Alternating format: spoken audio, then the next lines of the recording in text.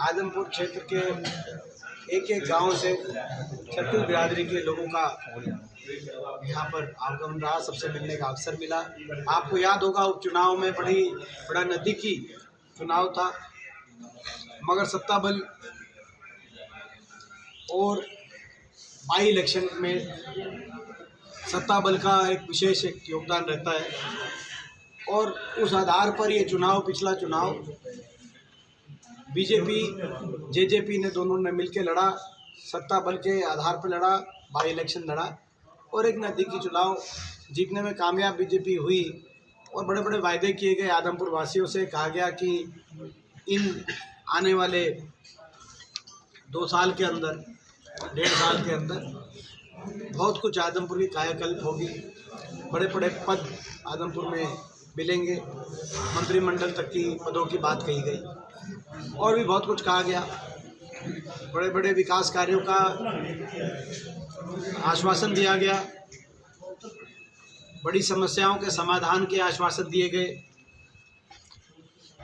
लेकिन आज उस बात को 1 साल हो चुका है।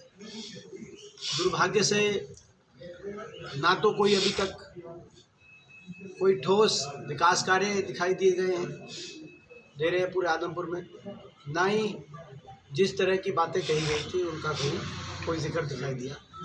अब मात्र 6 महीने और 3 हफ्ते बचे हैं सरकार के कार्यकाल के। अगर आप आचार संहिता निकाल दी, सितंबर में चुनाव डिक्लेयर होते हैं, 1 महीने का आचार संहिता रहती है और 3 महीने लोकसभा चुनाव में आचार संहिता रहती है, तो मात्र 7 महीने से कम की सरकार की अवधि बची पूरा कार्यकाल का। अब इन 7 महीने में कोई उम्मीद, मैं समझता हूँ आदमपुर वासियों की, जो जिस उम्मीद से मौका दिया था कि भाई चलो क्या पता इन 1.5-2 साल में कुछ करें, कुछ हो काम, मगर कोई कार्य नहीं हुए।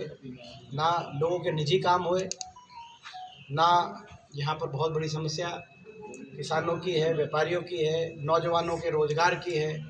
ठीक है कि आदमपुर में निश्चित तौर से बदलाव तय है।